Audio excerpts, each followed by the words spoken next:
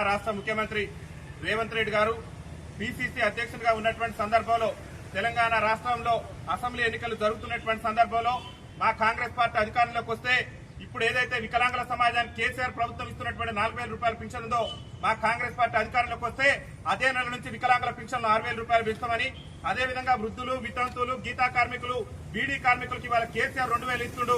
కానీ మా కాంగ్రెస్ పార్టీ అధికారంలోకి వస్తే అన్ని పింఛన్లు కూడా 4,000 రూపాయలు చేస్తామని చెప్పేసి అసెంబ్లీ ఎన్నికల ముందు ఇప్పుడు తెలంగాణ రాష్ట్ర ముఖ్యమంత్రిగా చలామణి అవుతున్నటువంటి రేవంత్ రెడ్డి గారు వాళ్ళ కాంగ్రెస్ పార్టీ ఎన్నికల మేనిఫెస్టోలో పేర్కొన్నారు.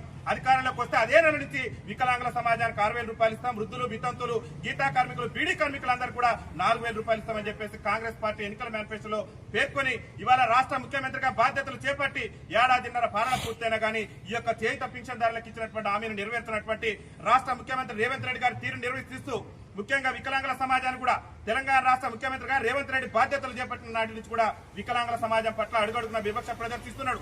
కాంగ్రెస్ పార్టీ ఎన్నికల మేనిఫెస్టోలో పేర్కొంది ఈ రాష్ట్రంలో వికలాంగుల బ్యాక్లాగ్ ఉద్యోగాలను భర్తీ చేస్తాం, చదువుకొని నిరుద్యోగులతో బాధపడుతున్న వికలాంగులందరూ కూడా ఉద్యోగాలు భర్తీ చేసి ఉపాధి అవకాశాలు కల్పిస్తామని చెప్పేసి రేవంత్ రెడ్డి ప్రభుత్వం ఎన్నికల మేనిఫెస్టోలో పేర్కొంది. కానీ ఏడాదిన్నర పాలన పూర్తయినా ఇంతవరకు ఈ రాష్ట్రంలో వికలాంగుల బ్యాక్లాగ్ ఉద్యోగాల భర్తీ లేదు.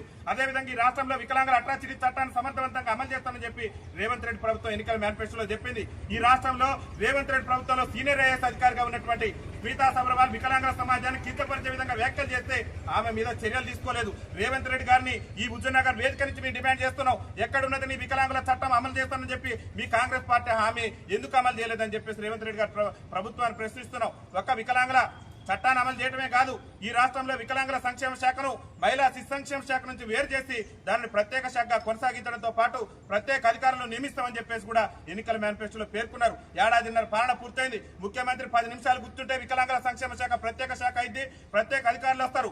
రేవంత్ రెడ్డి గారే చెప్పిండు, కాంగ్రెస్ పార్టీ చెప్పింది. వాళ్ళ అభయాస్త్ర మేనిఫెస్టోలో కాంగ్రెస్ పార్టీ అధికారంలోకి వస్తే వికలాంగులందరికీ కూడా 100% రాయితీతోని ఉచిత రవాణా సౌకర్యం కల్పిస్తానని చెప్పేసి ఎన్నికల మేనిఫెస్టోలో పేర్కొన్నారు. మరి ఎడిపోయింది రేవంత్ రెడ్డి గారు? ఇలా మా మహిళా అక్కలకు, మా మహిళా చెల్లెలకు ఉచిత రవాణా సౌకర్యం కల్పించిన రేవంత్ రెడ్డి గారు ఈ తెలంగాణ రాష్ట్రంలో దుర్భర జీవితాలు గడుపుతూ బతుకు జీవుడు అంటూ కాలం వెళ్లదీస్తున్న మా వికలాంగుల సోదరులకు ఎందుకు మీరు ఉచిత రవాణా సౌకర్యం కల్పించలేదో ఇవాళ తెలంగాణ వికలాంగుల సమాజానికి సమాధానం చెప్పాలి. ఇవాళ అడుగడుగున రేవంత్ రెడ్డి గారు ప్రభుత్వం ఇచ్చినటువంటి హామీలను విస్మరిస్తున్నటువంటి నేపథ్యంలో ముఖ్యంగా చేయుత పింఛన్దారులకు మీ పింఛన్ పెంచుతూ అధికారంలోకి వస్తే అదే నెల నుంచి పెంచుతామని చెప్పేసి హామీ ఇచ్చి హామీని నెరవేర్చుకుంటే ఈ రాష్ట్రంలో ఉన్న ప్రతిపక్ష పార్టీలు బీఆర్ఎస్ గానీ, ఏరే సిపిఎం గానీ, సిపిఐ గానీ, ఇతర పార్టీలు ఎవరు కూడా భారతీయ జనతా పార్టీ జాతీయ పార్టీ అయినటువంటి జాతీయ పార్టీ కూడా ప్రశ్నించినటువంటి సందర్భంలో వికలాంగుల గొంతుగా, వికలాంగుల ఆత్మ బంధువుగా గౌరవ శ్రీ మందకృష్ణ మాది గారు ఏడాదిన పాలన పూర్తయింది. రేవంత్ రెడ్డి గారు నువ్వు మా వికలాంగుల సమాజానికి, మా వృద్ధులకు, మా వితంతు సోదరులకు, మా ఒంటరి మహిళల అక్కలకు ఇచ్చినటువంటి హామీ ఏమైందని చెప్పేసి గౌరవ శ్రీ మందకృష్ణ మాది గారి నాయకత్వంలో